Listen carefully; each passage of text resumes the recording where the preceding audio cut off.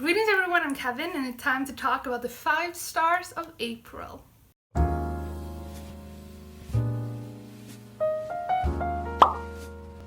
Funnily enough, I have 5 books that received 5 stars in April, and the first one is Dayton Brycekeller by Kevin Van Y. The reason this got 5 stars is, there are so many reasons why.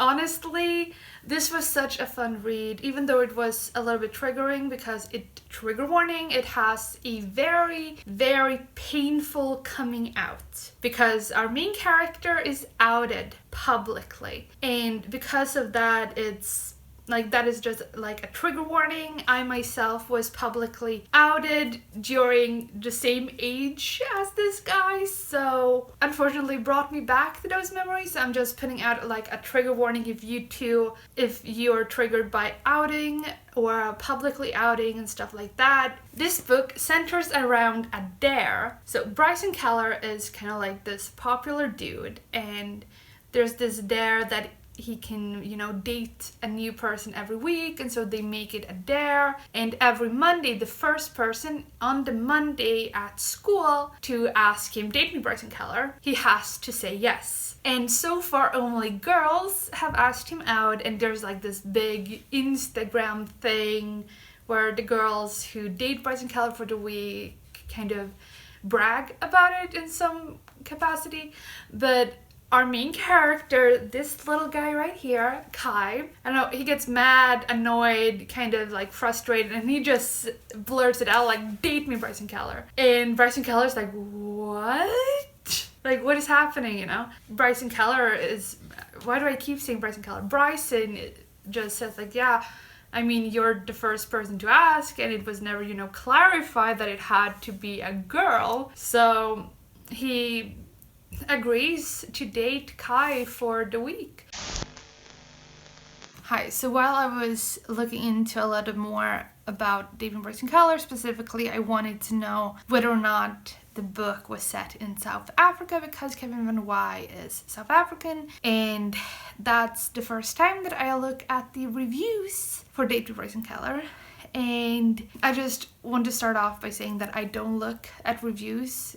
I had no idea that Dayton Brycekeller was plagiarized, that it plagiarizes a manga. I hadn't heard that from anyone, and I don't look at reviews on Goodreads specifically. On Goodreads, all I do is I find books, I read summaries, I look at star ratings, and I track my own reading. I don't really look at reviews because spoilers, and that is not an excuse. That is, of course, not an excuse. And I just wanted to explain why I didn't talk about this earlier when I originally filmed this video. So as you just heard, I did give this book a 5-star. I really enjoyed it. I love the premise of the book. I thought it was original, and also I absolutely love the idea that just to read a male-male romance, YA male-male romance written by an actual queer man. I felt like that was exciting, but all in all, I did enjoy this book, but I want to talk about the original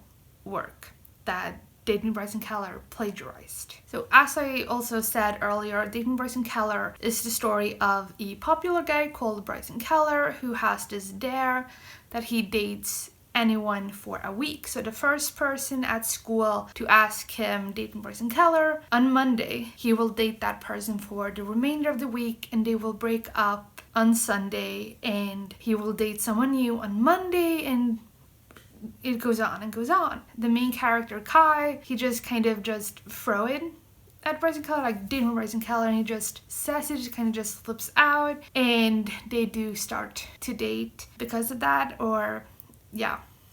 but secretly. With that in mind, I'm now going to read to you the synopsis of 7 Days which is a manga in 2 parts, written by Venio Tachibana, illustrated by Rihito Takarai. And the plot is as follows. This is from Goodreads for 7 Days Part 1, which is Monday to Thursday. The summary on 7 Days on Goodreads is: it is rumored that Tuji Seryu, one of the more popular boys at school, would go out with anyone who asks him out on a Monday morning. But on this particular Monday morning, the first person he meets at the school gate is no other than Yusuru Shino, Seryu's senpai at the archery club. On a whim and well aware of Seryu's reputation, Shino asks Seryu to go out with him, thinking that it will be treated as a joke.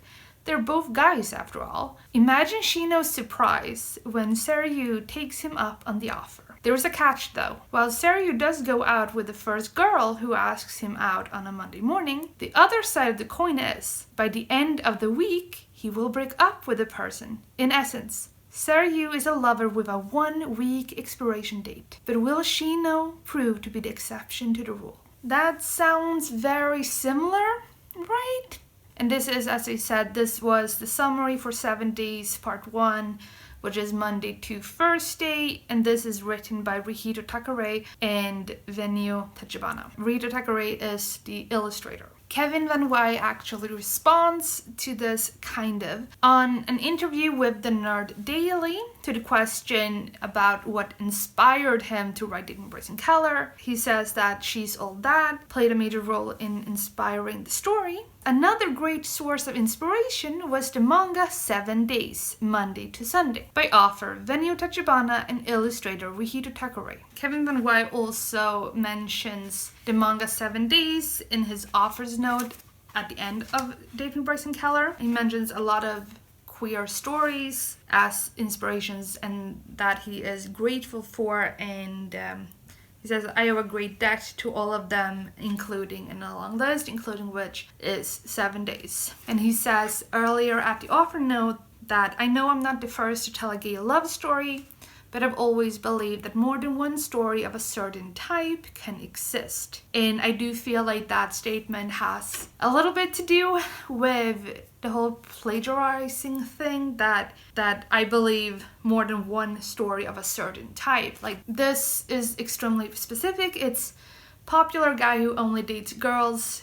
He dates the first girl who asks him out on Monday at school grounds, and he will break up with them on Sunday. That is both 7 Days and Dayton Brycekeller. And the second is that another guy asks him out, and they date for the 7 days and fall in love. And I feel like a lot of these, it's like there are too many similarities for it to be called a coincidence, you know? That it makes me feel like it's plagiarized. It's plagiarized, the setting is changed, the names of the characters are changed, but the whole story is the same. I love Dayton Brycekeller, but this is a very important issue, and everyone deserves to know before going into a book that if you think the premise sounds good, maybe you should go to the original, you know? I know that there's this thing in writing that with tropes, no trope is overdone, because you should never shy away from doing a trope because it has never been done by you. But the thing is, in this case, it's an entire plot. And I felt like I didn't want to do this video without addressing that, because I always strive for transparency in these videos, that I will tell you what I really feel and what I really think about books and stories. I didn't want to put up a video on the internet for you to watch where I completely praise a book that I know is plagiarized. I don't want to do that. I don't think anyone deserves that, especially not Rihito Takarai and Venio Tachibana, the creators of the manga 7 Days. I will also have a link down below for the Goodreads page for that manga, so you can check that out. Sorry for the interruption, I just wanted to address the plagiarization of this book. Now, back to the next 5-star of the month. The next book is kind of in the same realm of book tropes as Dayton Brycekeller, and it is Dating Makes Perfect by Pinta Dunn. And this, as you might guess from the title, it has to do with fake dating. So we have this Thai girl, Winnie, who is a senior in high school, and her two twin sisters who are older than her. They're both in college, and they're like traditional Thai parents are on the girls to find husbands. And the girls, like the twin sisters, they say, how could we find husbands when you never allowed us to date? Like, how are we supposed to know what to do? And so the parents were like, yeah, you have a point. And then they go to Winnie and say, you will fake date guys, Thai guys, of course, that they chose to practice dating. So the first guy that is chosen by her parents is the family friend's son, Matt. And Matt and Winnie, they used to be best friends when they were younger. And suddenly, in Winnie's perspective, Matt just abandoned her. Like, he ghosted her. He stopped talking to her. He stopped sitting with her at lunch. He stopped spending time with her. And she just got mad and felt kind of betrayed in a lot of ways. So after that point, she felt like he is now my enemy. And he is the first candidate that the parents chose to help teach her how to date. And the mom is so funny, and like, she loves rom-com. She especially loves 90s rom-com. Same. And she kind of tailors these dates around 90s rom-coms. So there are scenes in different rom-coms that the mom kind of plans the entire date after. So this is kind of like a best friends to enemies to fake dating to friends to lovers. I love it. Like, this Matt. Like, I feel for Matt. And also, like, every single character in this book, I absolutely love them. I think this was so beautifully written, and like Winnie, I completely understand her struggles and how she's feeling, and the entire thing with Matt, and like, their dynamic is so funny, and they have these kind of like teasing, bickering, always wanting to one up the other. It's so fun. As I said, it's best friends to enemies to fake dating to friends to lovers. How can you not love it? Like, I absolutely adore this book. So obviously got 5 stars. The next book is By the Book by Amanda Sallett, and this is the only book that I did not have physically, and I still don't have physically. I am going to buy this physically because I want to own this book. The main character is called Mary. She has 3 older sisters and a brother, and their parents are really into like old books, old literature, and every single child is named after a character in literature. So Mary is named after a lot of Marys, and she herself, she loves books from that same time. She loves romance books, and the only real experience she has with romance is through books that are at least 100 years old. Because her school was closing, she had to switch school, and as a junior, she started in another high school. She doesn't have any friends. The only person that she knew doesn't want to talk to her, and she doesn't fit in. And then she gets kind of like swept up in a coffee shop, and a few girls come in and order, and they're the only ones in the coffee shop, and they start talking about boys. And Mary has some experience with one of the guys, or rather she knows a little bit about him, so she tells the girls that he is a specific character from a book, and she explains this classmate's character through explaining characters of literature. And she kind of gives advice to the girls through books from around the 1900s. So like, By the Book, as the title says, is basically what she's doing, and she gets into their little group, and she becomes best friends with these girls, and she helps them deal with like boys, romance, and themselves, and just like teaching a lot of things to these girls as well as herself through books and through examples from books, which I thought was really, really fun. And it's like, just that premise, I think, is such a fun thing. I really enjoyed this book. There were a few times when I felt like, what is happening? Like, why is this happening? But at the end, like, the ending was, I absolutely loved the ending. I just felt like this book was phenomenal, and I can't stop thinking about this book. Like, I think about it regularly, and like, oh my god, that book, you know? Which means that I will definitely buy the book so I have it physically so I can, flip through it, which you cannot unfortunately do with audiobooks. The friendships in this book, like the girls that she becomes friends with, are all so amazing. The next book shouldn't really be a surprise if you followed me on Twitter, and it is The Midnight Library by Matt Haig. I was a little bit skeptical at first. I've only heard good reviews of this book. I've only heard fantastic things about this book, that it left people more hopeful and things like that. So I had really high hopes for this book. But then in the beginning, it's very clear that the main character is going to commit suicide. So I felt like, oh my god, am I going to be able mentally to get through this book?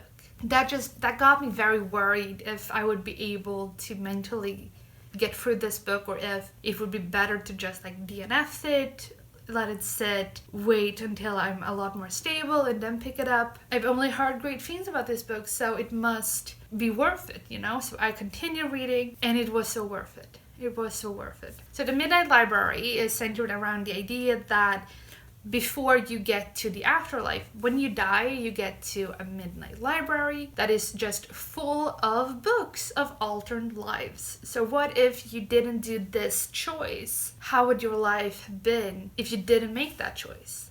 And that's kind of what you're doing in the Midnight Library. You have the Book of Regrets, where you can see everything you've ever regretted in your life, and then you're surrounded by books of alternate lives. So what if I didn't go to this school? What if I didn't break up with this person? What if I never moved? What if I did move? And like stuff like that. You have a lot of these questions that you can ask yourself, like, how would my life have been if I did this other thing? So our main character starts doing that. She starts living other lives, like alternate lives. And you notice with every life that she goes through, you notice when she wants to live. I just thought this was beautiful. I absolutely thought this was beautiful, and this got me thinking a lot, because I think everyone can honestly say that they have at some point in their life wondered, how would my life have been if I did this instead of what I actually did? And how would my life be today if I didn't do what I did? By the end of this book, I did feel more hopeful, and I did feel a lot better than